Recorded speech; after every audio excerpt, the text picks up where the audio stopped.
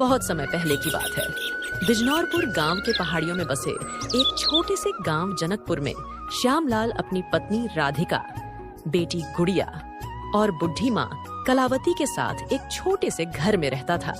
श्यामलाल के पास थोड़े बहुत खेत थे, जिसमें वह खेती करके अपने परिवार का गुजर बसर करता था। उस खेत के उपजे अनाज से श्यामलाल के परिवार का साल भर तक गुजारा आसानी से हो जाता था। तो वह अपनी जमीन का अधिकांश हिस्सा बेच देता है और कुछ पैसे वह सेठ धर्मवीर से ब्याज पर ले लेता है। कलावती का महंगा इलाज और महंगी दवाइयां होने के कारण श्यामलाल का लगभग सारी जमीन धीरे धीरे करके बिक गई थी और अब श्यामलाल के पास खेती करने के लिए थोड़ा सा टुकड़ा बचा था। अब श्यामलाल की हालत पहले से ज्यादा बिगड़ गया था। अब उसे अपने परिवार का गुजारा चलाना भी पड़ा। मुश्किल हो गया था। उस छोटे से खेत के टुकड़े में इतना भी अनाज नहीं हो पाता था कि घर के लिए खाने लायक अनाज बचाकर और उस सेठ धर्मवीर का ब्याज चुका सके। एक दिन सेठ श्यामलाल को अपने पास बुलाता है और कहता है, अरे ओ श्यामलाल, कर्ज लिए हुए तुम्हें बहुत दिन हो चुके हैं, वापस कब चुकाएगा? सेठ जी, आपको तो मेरे हालात के बारे में तो पता ही है। अरे ये तो तेरा रोज का रोना धोना है। मैंने क्या तुम्हारा ठेका ले रखा है? मुझे नहीं पता, मुझे किसी भी तरह मेरे पैसे चाहिए, नहीं तो श्यामलाल समझ लो तुम्हारे साथ अच्छा नहीं होगा। सेठ जी, अभी तो मेरे पास पैसे नहीं है। जैसे ही खेतों से फसल काट कर उससे जो पैसे की बचत होगी आपको देने की कोशिश करूंगा। अरे कोशिश करूंगा का क्या मतलब? मुझे मेरे पैसे चाहिए। मालिक, घर में बीमार बूढ़ी माँ है। माँ के इलाज करवाने के लिए भी मेरे पास पैसे नहीं है, तो आपको कहां से दूं मैं? ऐसा कहकर श्यामलाल रोने लगता है। श्यामलाल को रोता देख सेठ गुस्से में बोलता है, अरे ओ श्यामलाल, ये मगरमच्छ के झूठे आंसू दिखाना बंद कर। अरे बहुत देखे तेरे जैसे, पहले तो मुंह उठाकर पैसे मांगने आ जाते हो और जब वापस देने की बारी आती है तो मगरमच्छ की तरह आंसू बहाने लगते हो। अब मेरे बात को ध्यान से सुन, अगर 1 महीने के भीतर तुमने हमारा सारा पैसा ब्याज सहित नहीं लौटाया तो मैं तुम्हारा घर और जो बची कुची जमीन है वह सब छीन लूंगा, और फिर यह तुम्हारा मगरमच्छ जैसा आंसू भी कुछ काम नहीं कर पाएगा। समझ में आई मेरी बात की नहीं? थोड़ा रहम करो सेठ जी, अगर आप हमारा घर ले लोगे तो हम कहां रहेंगे? मेरे पास एक टूटी फूटी घर ही तो है, जिसमें मेरी बीमार बूढ़ी माँ और एक छोटी बेटी रहती है। गर्मी का मौसम शुरू होने वाला है। अगर घर ही हमारे पास नहीं रहेगा तो मैं उन्हें लेकर कहां जाऊंगा? आप ही तो हमारे अन्नदाता हो मालिक। नहीं मालिक, ऐसा मत कीजिए, मुझ गरीब पर रहम कीजिए मालिक। आपके पास तो इतना धन दौलत है, 10-5 हजार आपके लिए बहुत बड़ी बात नहीं है। मैं ये नहीं कह रहा हूं मालिक कि मैं आपको पैसा नहीं दूंगा, लेकिन मेरी बूढ़ी माँ बहुत बीमार है। उनका इलाज कराने के लिए मेरे पास पैसा नहीं है। जैसे ही उनका तबीयत ठीक हो जाएगी मैं आपका एक एक पाई लौटा दूंगा। ये मेरा आपसे वादा है मालिक। ऐसा कहकर श्यामलाल सेठ धर्मवीर के चरणों में गिर जाता है। रहम करो मालिक, थोड़ा रहम करो मालिक। मेरे पास इतना पैसा है तो इसका मतलब मैं अपना सारा पैसा बांटता फिरूं? ये क्या बेवकूफी वाला बात कर रहा है? सुन श्यामलाल, अब तू मेरा ज्यादा दिमाग खराब मत कर। जिस दिन सारे पैसे दे देगा उस दिन बात करना मुझसे। चल निकल अब यहाँ से।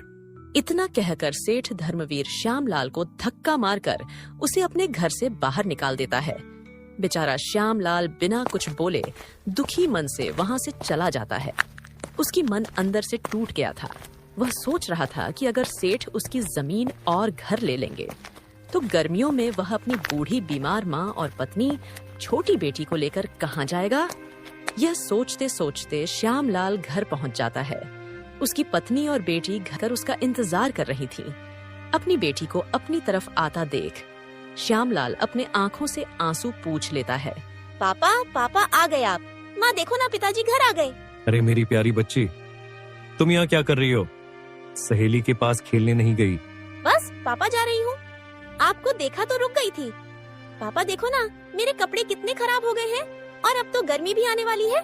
आप इस बार की गर्मियों में मेरे लिए अच्छे से कपड़े ले आना। गुड़िया की ये बातें सुनकर श्यामलाल डबडबाई आंखों से उसकी तरफ देखता है और कहता है, हाँ मेरी बच्ची, तुम फिक्र मत करो। इस बार की गर्मियों में बहुत अच्छे अच्छे कपड़े लेकर आऊंगा तुम्हारे लिए।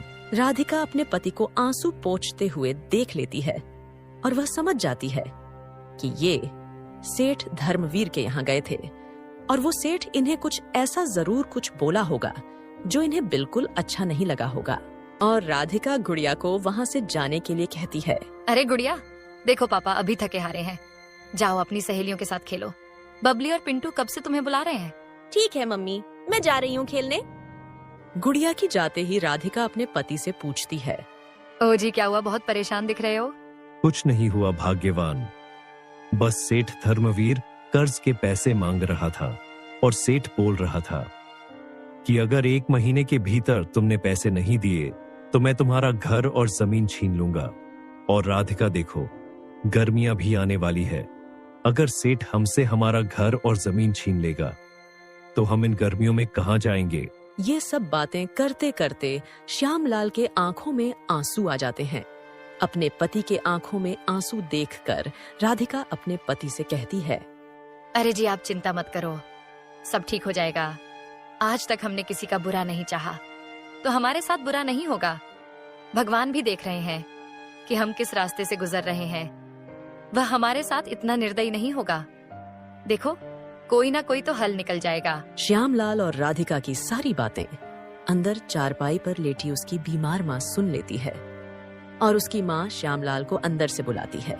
ओ बेटा श्यामलाल, जरा इधर तो आ। अपनी माँ की आवाज सुनकर श्यामलाल अपनी माँ के पास जाता है। क्या हुआ माँ? यहाँ आ बेटा, मेरे पास आके बैठ। श्यामलाल अपनी माँ कलावती के पास जाकर बैठ जाता है।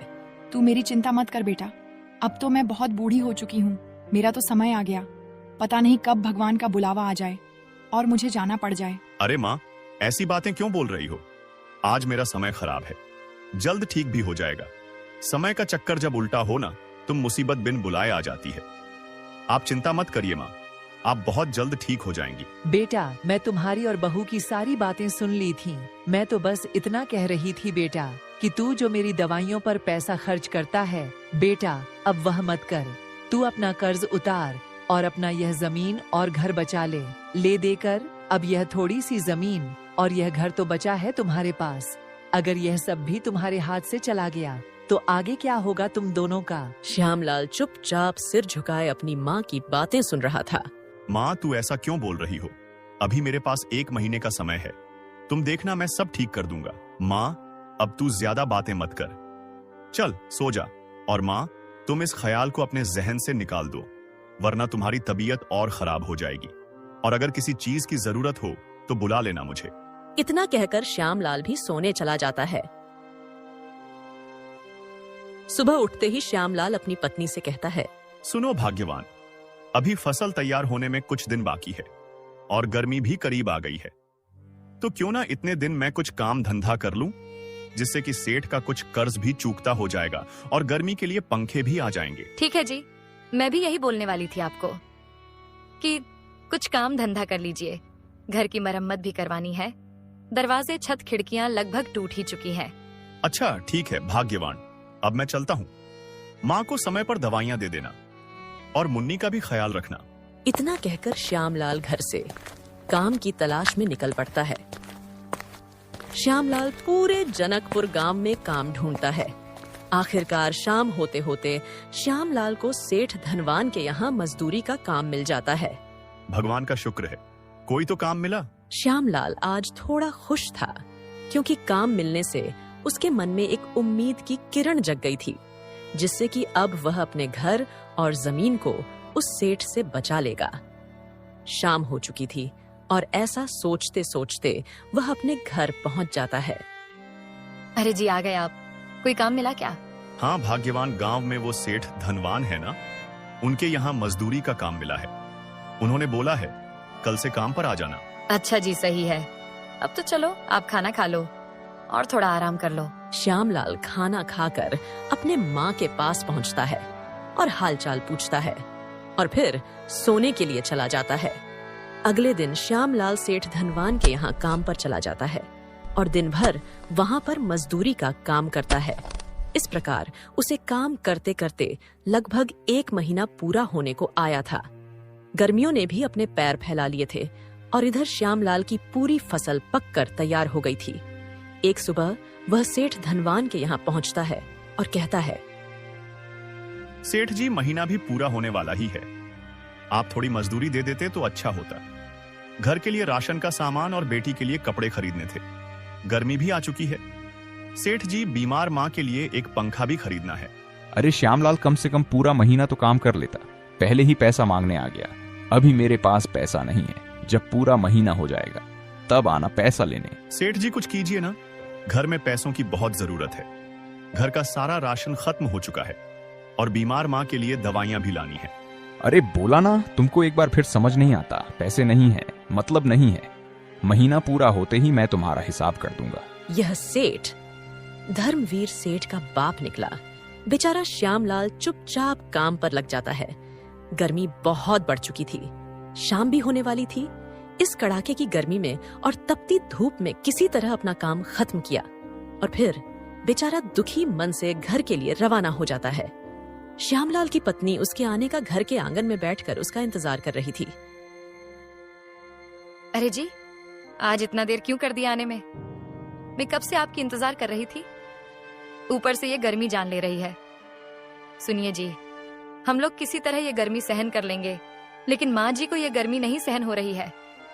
आपको उनके लिए एक पंखे का व्यवस्था करना पड़ेगा। क्या हुआ जी, आप इतना उदास क्यों लग रहे हो? सेठ जी ने तो कुछ नहीं कहा है आपको। अरे भाग्यवान, अब क्या ही बताऊं। सेठ धनवान से थोड़ा पैसा मांगने गया था घर की जरूरतों के लिए, लेकिन वो गुस्से में मुझ पर ही चिल्लाने लगे। बोल रहे थे, 1 महीना तो पूरा होने दो, मैं तुम्हारा हिसाब कर दूंगा। अरे जी, ये ऐसे लोग हमें ही क्यों मिलते हैं? लेकिन आप चिंता मत करो, मैं आज खेत देखने गई थी। हमारी फसल पूरी तरह पककर तैयार हो गई है। कल आप काम पर मत जाना, हम फसल की कटाई करेंगे। ईश्वर ने चाहा तो हमारी पूरी तकलीफ दूर हो जाएगी। राधिका, तुम सत्य बोल रही हो, लेकिन मुझे एक चिंता खाई जा रही है। कौन सी चिंता जी? जो आपको इतना परेशान कर रही है कि आपको भूख प्यास नहीं लग रही है। अगर ऐसे ही रहा तो आप भी बहुत जल्द बीमार पड़ जाओगे। घर में एक बीमार माँ पहले से ही है। अगर आपको भी कुछ हो गया तो हम लोग कैसे झेंगे? आप इन सब चीजों की बातों को लेकर चिंता मत करिए। जो जैसा करेगा ऊपर वाला उसे वैसा ही दिखाएगा। और ना हमने किसी के साथ गलत किया है, न ही ऊपर वाला हमारे साथ गलत करेगा। किसी ने सही कहा है राधिका कि मजदूर का हक कभी मारना नहीं चाहिए, उसे पैसे समय पर मिलना चाहिए। हाँ जी, बोल तो आप सत्य ही रहे हैं कि मजदूर का पसीना सूखने से पहले उसको मजदूरी मिल जाना चाहिए। लेकिन आज कल के ये सेठ लोग ये बात क्या ही समझे। तुम सत्य बोल रही हो राधिका, लेकिन हम कर ही क्या सकते हैं। रात ज्यादा हो गई है, गर्मी भी बहुत लग रही है। चल के खाना खा लीजिए, सुबह फसल की कटाई भी करनी है। फिर वे खाना खाकर सो जाते हैं। अगली सुबह होती है। गर्मी का प्रकोप और बढ़ जाता है। खूब कड़ाके की धूप होती है कि मानो घर से निकलते ही धूप के कारण शरीर चलने लगता है। मई की गर्मी सबके लिए काल बनकर आई थी। कड़ाके की धूप और अधिक गर्मी के कारण गांव और गांव की गलियां सब सुना पड़ी थीं। श्यामलाल मन ही मन यह प्रार्थना कर रहा था कि किसी तरह ये गर्मी और धूप खत्म हो जाए ताकि मैं अपने फसल की कटाई कर लूं। ये गर्मी लगातार 3-4 दिन से अपना कहर मचा रही थी। लोग अपने घर से बाहर नहीं निकल रहे थे और अब जनकपुर में गर्मी पहले से 4 गुना बढ़ चुकी थी। देख रही हो राधिका, ये धूप और गर्मी जाने का नाम ही नहीं ले रही है। हाँ जी, ऊपर वाला ही जाने ये गर्मी कब खत्म होगी। अगर ऐसे ही गर्मी रहा तो अपना सारा फसल जलकर बर्बाद हो जाएगा और हमारी सारी मेहनत बर्बाद हो जाएगी। हाँ, तुम सही कह रही हो राधिका। भगवान ही जाने अब हमारी फसल का क्या होगा। इतना भयानक गर्मी आज से पहले मैंने कभी नहीं देखा। धूप को थोड़ा कम होने दो राधिका, फिर हम अपना फसल देखने चलेंगे। तब तक तुम एक काम करो, जाकर मटके से ठंडा ठंडा पानी निकाल कर तो लेकर आओ, बहुत तेज से प्यास लगी है। शाम होती है। फिर वह दोनों फसल देखने चल देते हैं। वह दोनों जब खेत पहुंचते हैं तो खेत का नजारा देखकर दंग रह जाते हैं। इस गर्मी और कड़ाके की धूप ने उनकी सारी फसल को बर्बाद कर दिया था। राधिका, अब मैं क्या करूं? इस बार की गर्मी ने मुझसे मेरा सब कुछ छीन लिया। फसल बर्बाद हो गई। सेठ धर्मवीर का कर्ज भी देना है, नहीं तो वह हमसे, हमारा घर और जमीन सब कब्जा कर लेगा। हम लोग सड़क पर आ जाएंगे। अब मैं तुम सबको बेघर होने से कैसे बचा पाऊंगा? हाँ जी, ये फसल ही तो हमारा एकमात्र सहारा था, वह भी बर्बाद हो गया। अब हम क्या करेंगे? हाँ, भाग्यवान हमारे पास एक पंखा खरीदने तक का पैसा नहीं है।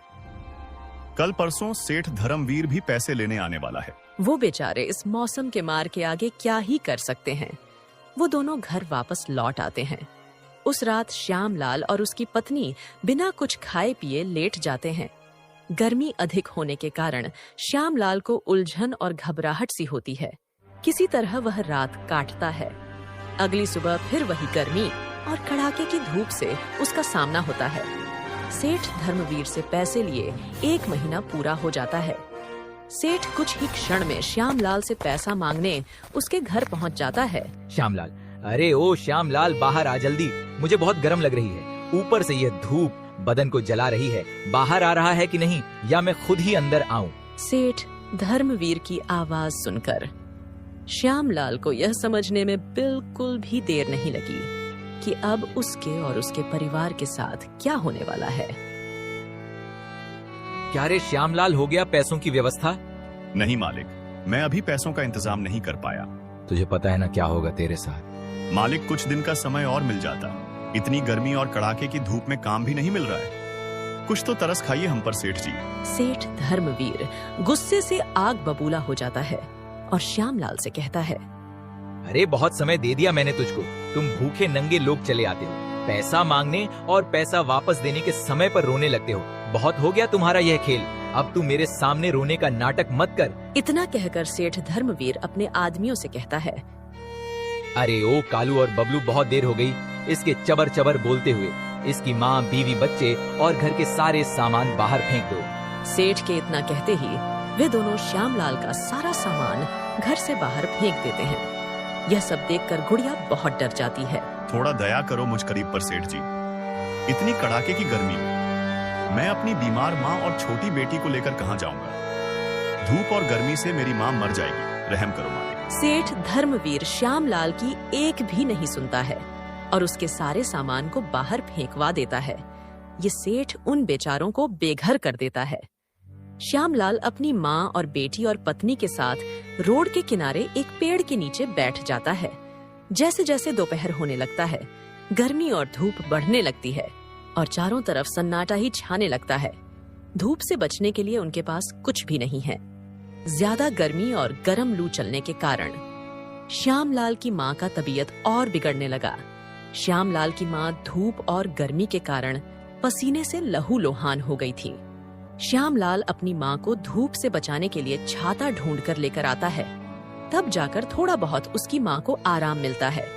जैसे तैसे करके जेठ की गर्मी का दिन गुजारता है और रात होती है। रात में उनको थोड़ा आराम मिलता है। फिर अगली सुबह होती है। जैसे तैसे करके उन्होंने रात तो गुजारी, लेकिन अब उनके पास खाने के लिए कुछ भी नहीं था और श्यामलाल की माँ की दवाइयाँ भी खत्म हो चुकी थीं। इसीलिए वह मदद मांगने गांव में जाता है। वह सबके सामने हाथ जोड़कर मदद के लिए बहुत गिड़गिड़ाया, लेकिन बदकिस्मती तो देखो, किसी ने उसकी मदद नहीं की। मदद के लिए भटकते भटकते बेचारा श्यामलाल पूरा दिन बीता देता है, लेकिन फिर भी उसके हाथ खाली के खाली थे। रात भी होने वाली थी तो वह अपने परिवार के पास खाली हाथ चल देता है। जब श्यामलाल अपने परिवार के पास पहुंचता है, उस समय उसकी माँ अपनी आखिरी सांस गिन रही थी। बेचारा श्यामलाल मजबूर था, वह उनके लिए कुछ नहीं कर सकता था।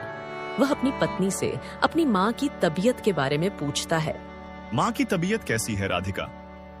तुम्हें पता है, आज मैंने पूरे गांव में बहुत लोगों से मदद मांगी, उनके सामने बहुत गिड़गिड़ाया, लेकिन किसी ने मेरी कोई मदद नहीं की। वो दोनों आपस में बातें कर ही रहे थे कि तभी उसकी माँ ने हमेशा हमेशा के लिए अपनी आंखें बंद कर लीं। वह बेचारी इस बेरहम गर्मी और धूप को नहीं सहन कर पाई। श्यामलाल पर मानो दुखों का पहाड़ टूट पड़ा हो। उसकी आंखों के सामने उसकी माँ ने दम तोड़ दिया और वह कुछ भी नहीं कर सका। अरे जी, आप शांत हो जाइए। माँ जी का साथ हमारे साथ इतना ही था, अब रोने से वो वापस नहीं आएंगी। माँ जी हम सबको छोड़कर बहुत दूर चली गई। शांत हो जाइए जी। पता नहीं हम गरीबों की किस्मत ऊपर वाले ने कैसे लिखा। ये मौसम भी बनाए तो हम गरीबों को सताने के लिए। श्यामलाल की बेटी भी गर्मी के कारण बीमार रहने लगी थी। अपनी माँ को श्यामलाल ने खो दिया था। पर वह अब अपनी बेटी को नहीं खोना चाहता था। उसने अपने मन में यह फैसला लिया कि वह अब अपनी बेटी को और तकलीफ नहीं होने देगा। श्यामलाल लोगों के खेतों में मेहनत और मजदूरी करने लगा और उसकी पत्नी राधिका भी लोगों के घरों में खाना बनाने और मेहनत मजदूरी का काम करने लगी। एक दिन श्यामलाल सेठ धनवान के पास जाता है और उसे अपनी पूरी घटना के बारे में बताता है, जिसे सुनकर सेठ को बहुत दुख हुआ। अब सेठ को अपनी गलती का एहसास हो चुका था। मुझे माफ कर दो श्यामलाल, काश उस दिन मैंने तुम्हारा मदद कर दिया होता तो शायद आज तुम्हारी माँ जिंदा होती। सेठ धनवान उसको उसकी मजदूरी का पैसा दे देता है, जिससे श्यामलाल उन पैसों से गांव से बाहर अपने परिवार वालों के लिए एक छोटा सा झोपड़ी बना लेता है। गर्मी से बचने के लिए अब श्यामलाल के पास एक छत थी और उसकी बेटी गुड़िया भी अब धीरे धीरे ठीक होने लगी थी। पर श्यामलाल को अब भी इस बात का बहुत अफसोस था कि अपनी करीबी और गर्मी के कारण उसने अपनी माँ को खो दिया था।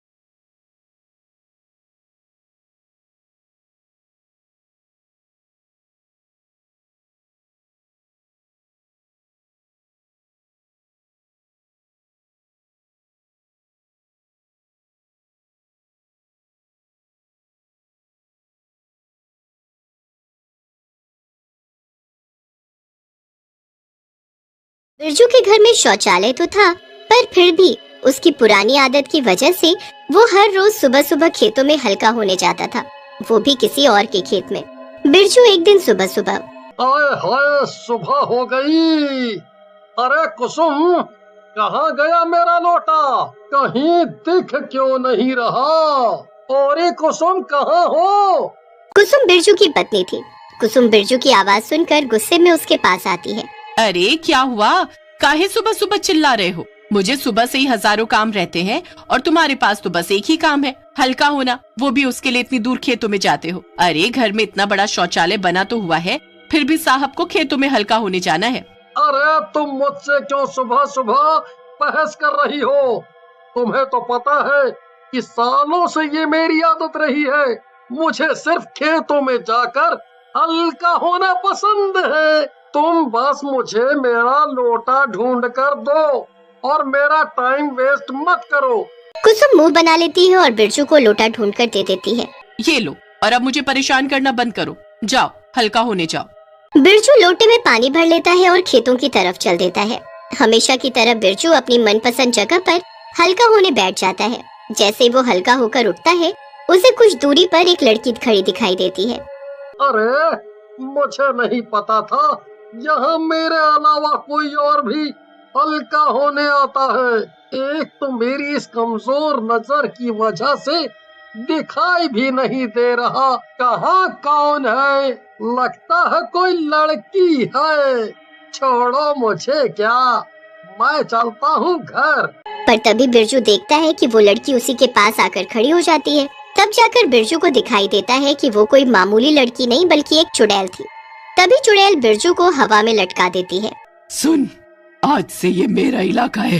अगर तू दोबारा यहाँ दिखा या यहाँ हल्का होने आया तो मैं तुझे जिंदा नहीं छोड़ूंगी, समझा? माफ कर दो मुझे, अब मैं यहाँ नहीं आऊंगा। छोड़ दो मुझे प्लीज, जाने दो। चुड़ैल बिरजू को दूर फेंक देती है और बिरजू उल्टे पैर अपने घर भागता है। बिरजू को हांफते हुए देखकर कुसुम उससे पूछती है,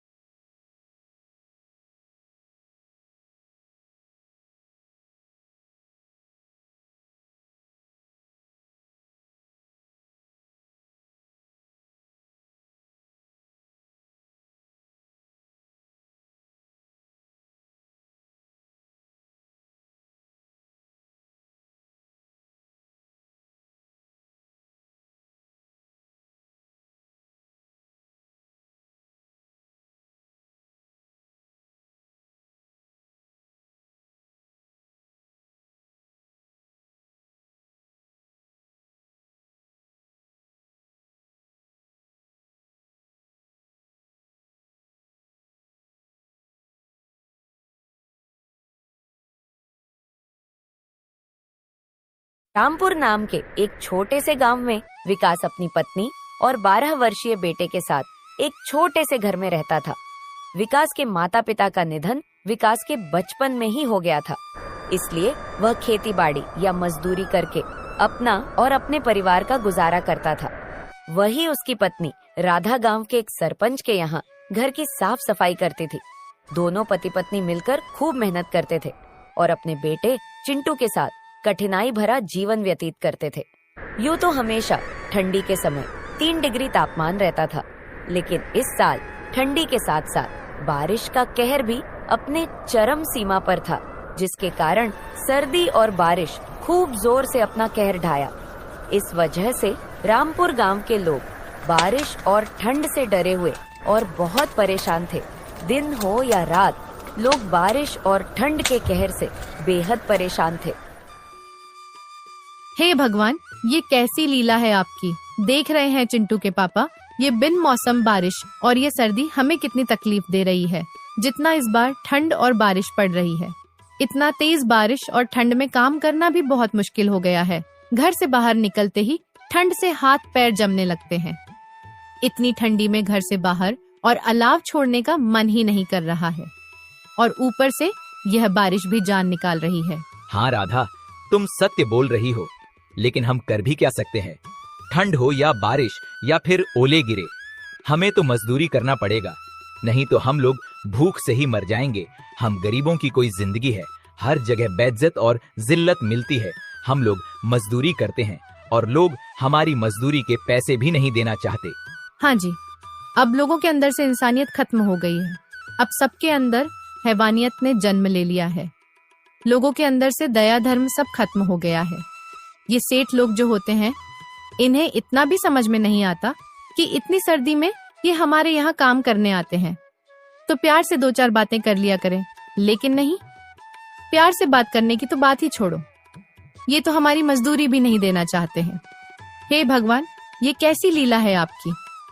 अमीरों के लिए हम गरीब लोग तो मिट्टी के खिलौने हैं, जब चाहे तब बनाए, जब चाहे तब तोड़ दें। उनकी दौलत के आगे हम गरीबों की जान की कोई कीमत नहीं होती। हाँ राधा, तुम तो कह सही रही हो, लेकिन राधा, इस साल ठंड के साथ साथ बारिश भी हो रही है। न जाने हम गरीबों का क्या होगा। राधा और विकास आपस में बात कर ही रहे थे, तभी चिंटू अपने पिता से बोला, पिताजी, मुझे भी आज आपके साथ चलना है। देखना चाहता हूँ कि आप कैसे काम करते हैं। नहीं चिंटू बेटा, बाहर बहुत सर्दी हो रही है। इतनी सर्दी में तुम्हारा बाहर जाना ठीक नहीं है। तुम अपनी माँ के साथ घर पर ही रहो। घर के अंदर रहोगे तो सुरक्षित रहोगे। देखो, बाहर सर्दी के साथ साथ कितनी बारिश हो रही है। तुम बीमार पड़ जाओगे। सर्दी में बाहर घूमने सही नहीं है, इसलिए मेरी बात मानो, तुम मेरे साथ बाहर मत जाओ। नहीं पापा, मैं भी आपके साथ चलूंगा। ले चलो ना मुझे भी। माँ बापूजी से बोलो ना कि मुझे भी अपने साथ काम पर ले चले। मैं भी देखना चाहता हूँ कि वहाँ क्या क्या काम होता है और आपकी मदद करना चाहता हूँ। प्लीज माँ, पिताजी से कहो ना कि मुझे भी अपने साथ ले चले। चिंटू बेटा, जिद नहीं करते। बाहर बहुत ठंड पड़ रही है। अगर तुम बाहर जाओगे तो तुम्हारी तबीयत खराब हो जाएगी। हमारे पास इतने पैसे भी नहीं है कि हम तुम्हारा इलाज करा सके। एक तो वैसे ही इस महीने के पैसे सेठ नहीं दिए, ना जाने इस हफ्ते का राशन कैसे आएगा। इसलिए मेरी बात मानो तो घर के अंदर ही रहो बेटा चिंटू। राधा, ये क्या सुन रहा हूँ। राशन खत्म हो गया है और तुमने मुझे बताया तक नहीं। आखिर तुमने इतनी बड़ी बात छुपाई क्यों? अरे जी, मैं आपको क्या बताती। मैं हर रोज सोचती थी कि आपको बताऊं, लेकिन आपकी परेशानियां देखकर चुप रह जाती थी। घर में आटा और चावल सिर्फ 2 दिन का बचा है और दाल तो पूरी तरह खत्म हो चुकी है। सब्जियां तो पिछले हफ्ते से ही नहीं है। मुझे उम्मीद थी कि शायद कल परसों तक सेठ जी पैसे दे देंगे और उन पैसों से राशन पानी का इंतजाम हो जाएगा। बस इसी आस में मैं चुप थी। ये तो बहुत बुरा हुआ। अगर सेठ जी ने 2-4 दिन पैसे और नहीं दिए तो हम खाएंगे क्या? और चिंटू मेरे साथ जाने की जिद कर रहा है। अगर मैं उसे अपने साथ ले जाऊंगा और कहीं उसकी तबीयत खराब हो जाएगी तो मैं चिंटू का इलाज कैसे कराऊंगा? राधा, मैं कल सुबह ही सेठ जी से जाकर बात करूंगा। विकास की चिंता बढ़ती जा रही थी। ठंड और बारिश ने उसका पहले ही हालात मुश्किल कर दिए थे और अब घर में राशन खत्म होने की बात ने उसे और बेचैन कर दिया। विकास राधा और अपने बेटे चिंटू की तरफ देखता है, मानो उनसे कुछ कहना चाहता है, लेकिन शब्द नहीं निकल रहे थे। तभी चिंटू ने बड़े ही मासूमियत से कहा, पिताजी अगर पैसे नहीं है तो हम खेत से तो कुछ ला सकते हैं ना, जैसे पिछली बार आप चावल लाए थे, इस बार तो भी हम ऐसा कर सकते हैं। बेटा, वह चावल अब हमारे खेत में नहीं है, उसे बेचकर ही तो अगले साल का कर्ज चुकाया था। इस बार ज्यादा बारिश के कारण फसल भी खराब हो रही है, ऊपर से ये ठंड और बारिश ने सब बर्बाद कर दिया। मैं सोच रही हूँ कि आप जाकर सरपंच जी से मदद क्यों नहीं मांग लेते। उन्होंने पिछले महीने गांव वालों को राशन बांटने का वादा किया था। हाँ, तुम ठीक कह रही हो राधा। मैं अभी सरपंच जिससे मदद मांगने के लिए जाता हूँ। अगर उन्होंने मदद कर दिया तो कुछ दिनों का इंतजाम हो सकता है राशन पानी का, फिर हमारी ठंडी अच्छे से पार हो जाएगी। अगली सुबह विकास ने फैसला किया कि चाहे कुछ भी हो जाए वह सरपंच के पास मदद मांगने जाएगा। ठंड का कहर और खाली पेट की चिंता ने उसे मजबूर कर दिया। उसने राधा और चिंटू को घर में रहने को कहा और खुद सरपंच के घर की ओर निकल पड़ा। फिर थोड़ी ही देर में वह सरपंच के घर पर पहुंच गया और सरपंच जी से बोला, सरपंच जी, हमारी हालत बहुत खराब है। घर में राशन पानी खत्म हो गया है। ठंड और बारिश की वजह से काम भी नहीं मिल रहा। अगर आप कुछ मदद कर देते तो आपका बड़ा ही उपकार होगा। सरपंच जी, बड़ी उम्मीद लेकर आया हूँ, इनकार मत कीजिएगा। मेरा बेटा चिंटू कल से भूखा है, खाली पेट काम करना भी बहुत मुश्किल हो जाता है। सरपंच जी, आप तो हमारे दे देंगे तो आपका ये एहसान मैं कभी नहीं भूलूंगा। विकास, ये जिम्मेदारी मेरी थोड़ी ना है, तुम्हारी जिम्मेदारी है। तुम ही समझो, तुम लोगों की आदत हो गई है, जब मन किया तब चले आते हो भीख मांगने गरीब कहीं के। ऐसा मत कीजिए सरपंच जी, मेरा परिवार 2 दिन से भूखा है। मैं मेहनत से काम करने वाला आदमी हूँ, लेकिन इस बार हालात ने मुझे मजबूर कर दिया है। अगर सरपंच जी ठंड ही पड़ता तो मैं काम पर जरूर जाता, लेकिन ठंड के साथ साथ बारिश पड़ रही है, इसलिए काम नहीं मिल पा रहा है। सेठ उधम सिंह ने भी अभी तक मेरा मजदूरी के पैसे नहीं दिए, इसीलिए बहुत परेशानी आ गई है। और अब तो घर में राशन पानी भी नहीं है। सरपंच जी, आप मेरा कुछ मदद कर देते तो अच्छा होता। मैं आपका यह उपकार कभी नहीं भूलूंगा। चुप कर गरीब, गरीब है तो गरीबी में जीना सीख। यहाँ आकर रोने धोने से कुछ नहीं मिलेगा। मेरे पास तेरी बकवास सुनने का फालतू समय नहीं है, निकल यहाँ से। सरपंच की यह बात सुनकर विकास का दिल टूट गया। एक बार फिर हाथ जोड़कर कहा, सरपंच जी, आप हमारे गांव के प्रधान हैं। अगर आप ही हमारी मदद नहीं करेंगे तो फिर हमारी मदद कौन करेगा? विकास की यह बात सुनकर सरपंच को बहुत तेज गुस्सा आया और अपने नौकर को आवाज लगाते हुए बोला, अरे रामू, इसे बाहर निकालो और दोबारा इसे हमारे घर में मत घुसने देना। सरपंच ने विकास को घर से बाहर निकाल दिया और फिर विकास भारी मन से घर की तरफ चल दिया। जैसे ही वह घर आया तो राधा विकास से बोलती है, क्या हुआ जी, सरपंच ने मदद नहीं की? आप खाली हाथ आए हैं। अब क्या बताऊं राधा तुमको, ये कलयुग नहीं मतलबी युग चल रहा है। जब तक हम सामने वाले की मन की बातें करते हैं तब तक अच्छे हैं। एक बार अपने मन की कर ले तो सभी अच्छाइयां बुराई में बदल जाती हैं। ये आप क्या बोल रहे हैं जी? मुझे तो कुछ भी समझ में नहीं आ रही है आपकी बातें, जरा स्पष्ट बताइए ना। राधा, उस सरपंच ने मदद करने से साफ इनकार कर दिया। जब सारा समाज उस सरपंच के खिलाफ था तब मैंने उसका साथ दिया था, और आज उस सरपंच ने मुझे अपने घर से बाहर निकाल दिया और मुझे भिखारी कहने लगा। आप चिंतित मत होइए जी, इसमें सरपंच की कोई गलती नहीं है, इसमें हमारे नसीब की गलती है। भगवान ना जाने हमारे नसीब में क्या लिखे हैं। आए दिन एक नई चुनौतियों का सामना करना पड़ता है। अब तो मुझे डर लगने लगा है। एक तो वैसे ही ये सर्दी और बारिश ने हमारी सारी उम्मीदों को तोड़ दिया है, तो हम कर भी क्या सकते हैं। उस सरपंच ने सही कहा है कि तुम्हारी समस्या है, तुम खुद निपटो। हम ऐसे कब तक दूसरों से मांगते फिरेंगे जी? राधा, तुम चिंता मत करो, मैं काम की तलाश में जा रहा हूँ।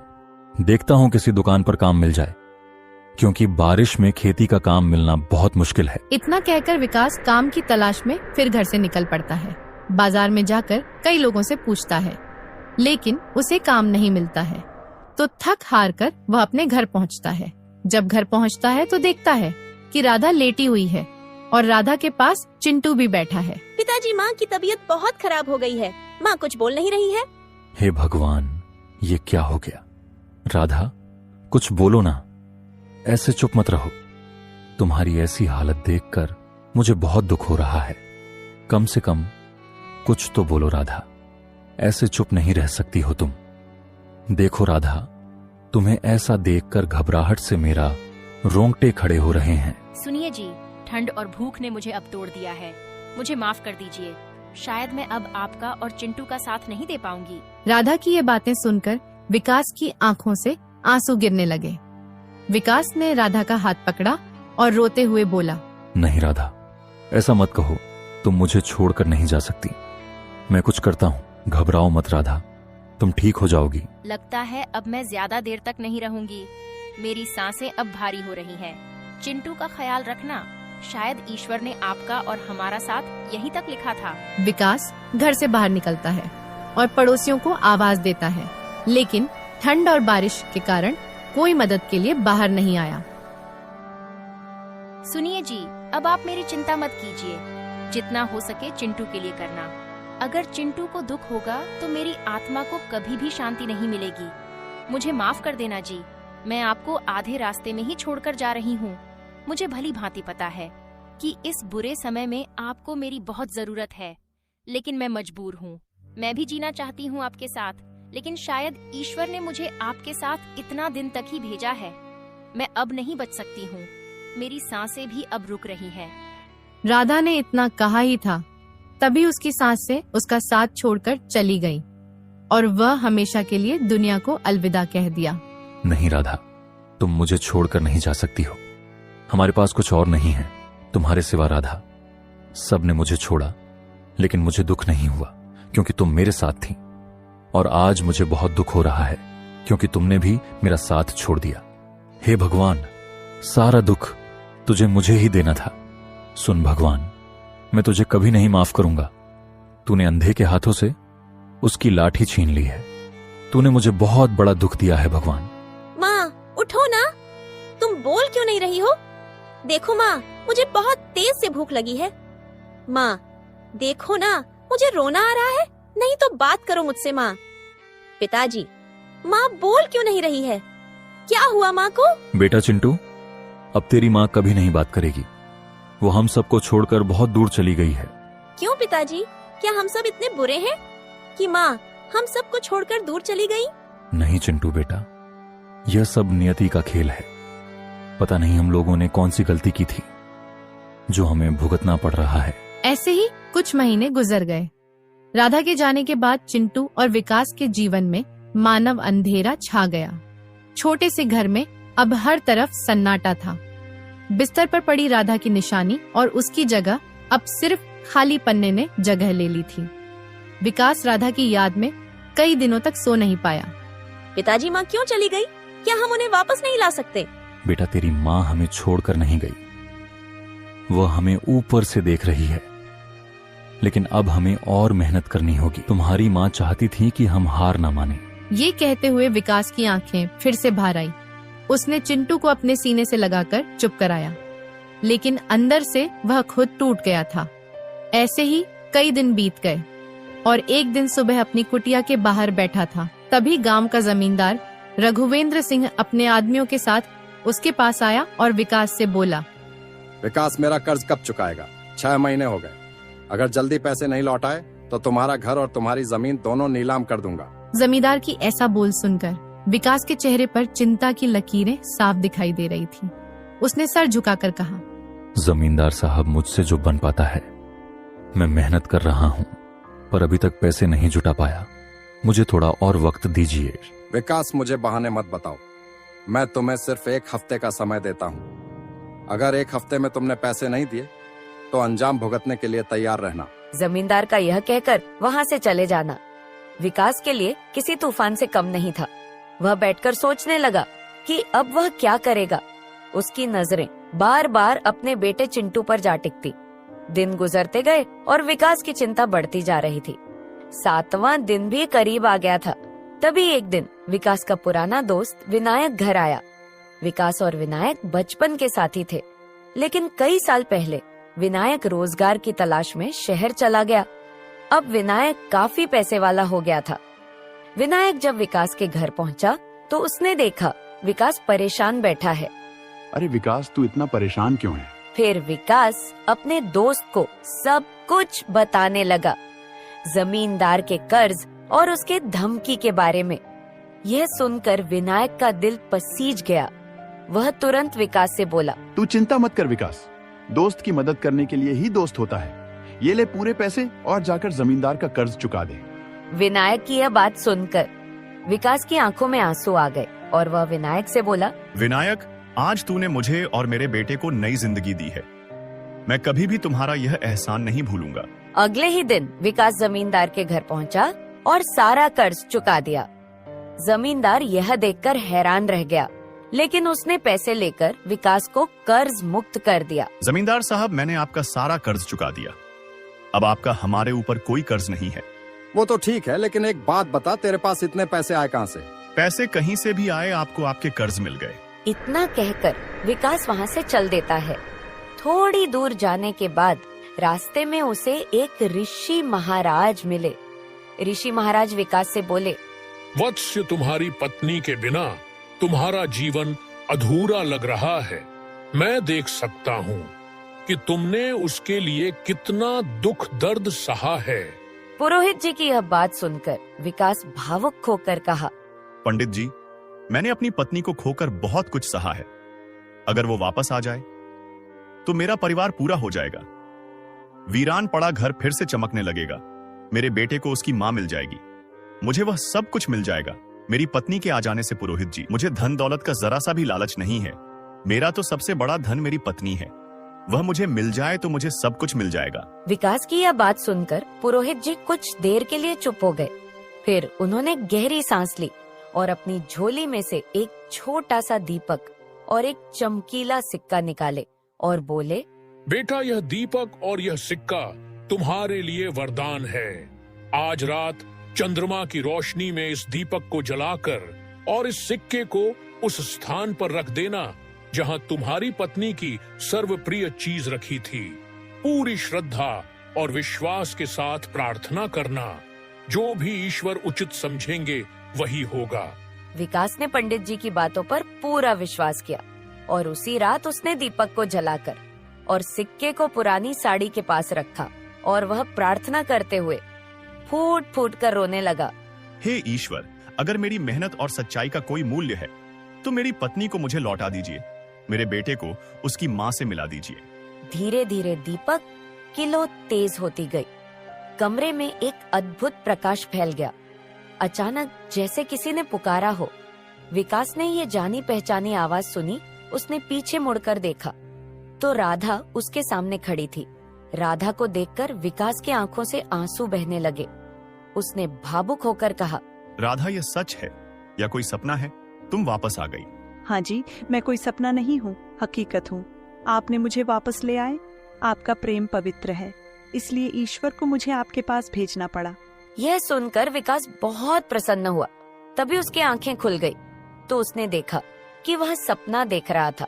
उसकी आंखें खुलती ही उसे एहसास हुआ कि वह सपना देख रहा था। वह कुछ पल के लिए स्थिर रह गया था। उसके आंखों में आंसू थे और दिल तेजी से धड़क रहा था। सपना इतना सजीला था कि उसे लगा राधा सच में उसके पास थी। इधर बारिश और ठंड रामपुर में कहर मचा रही थी। मानो ऐसा लगता था कि बारिश के कारण पूरा रामपुर पानी से जलमग्न हो जाएगा। विकास अगली सुबह जैसे तैसे एक सेठ के घर में पहरेदारी का काम करने लगा, जिससे 2 पैसे और 2 वक्त की रोटी का इंतजाम हो जाता था। दिन महीने गुजरते गए और अब चिंटू बड़ा हो गया था। एक दिन चिंटू अपने पिताजी से बोला, पिताजी, अब आपको काम करने की कोई जरूरत नहीं है। मेरे को सेठ ध्यानचंद के यहाँ नौकरी मिल गई है। अब मैं घर का खर्चा चला लूंगा, आप बस आराम कीजिए। अब आपकी उम्र भी हो गई है आराम करने की। नहीं बेटा, तुम कैसी बातें कर रहे हो? तुम तो बहुत छोटे हो अभी। इतनी छोटी उम्र में तुम काम करने जाओगे, ये मुझे अच्छा नहीं लगेगा। नहीं पिताजी, मैंने बोल दिया ना कि अब आप आराम करिए, बस आराम करिए। अब आपकी उम्र काम करने की नहीं है। मैं आपकी बातों को भली भांति समझता हूँ पिताजी। बच्चे चाहे जितने भी बड़े हो जाएं, माँ बाप की नजरों में छोटे ही रहते हैं। अब चिंटू अपने पिताजी की जिम्मेदारी अपने कंधों पर ले लिया और सेठ ध्यानचंद्र के यहाँ काम करने लगा, जिससे उनका जीवन खुशी खुशी व्यतीत होने लगा। समय के साथ साथ राधा की यादें भी उनके दिमाग से मिटती गई।